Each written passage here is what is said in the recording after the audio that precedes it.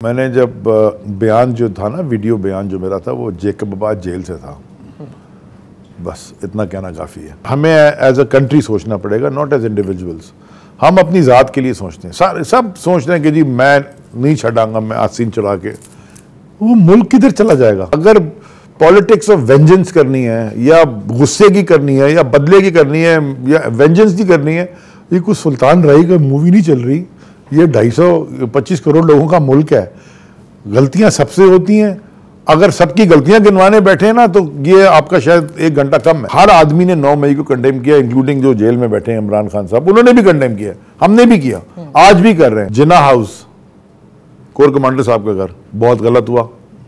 अगर वो शहीदों के वो यानी कि वो एयरफोर्स का जहाज या किसी भी इंस्टॉलेशन के ऊपर वो गलत हुआ, एंगर था, जो कुछ भी था, बहुत गलत हुआ। इस पे कोई आदमी, आपको कोई एक बंदा नहीं मिलेगा जो बोलेगा कि ठीक हुआ। मुझे सिर्फ एक बात बता दें, मुझे एक बात तो बता दें, मेरी एक बात तो बता देना। पाकिस्तान की सबसे बिल्डिंग पाकिस्तान की सबसे मुकद्दस बिल्डिंग कौन सी है?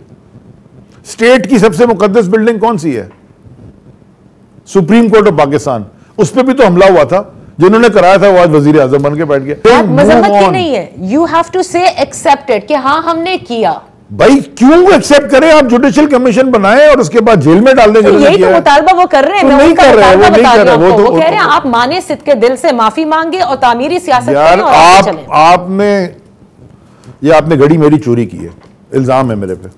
मेरी भी एप्पल की वॉच थी, नहीं मिल रही है, मुझे भी नजर आई, आपके हाथ में है। चलें माफी मांगे और घड़ी वापस करें, फिर आगे शो करते हैं।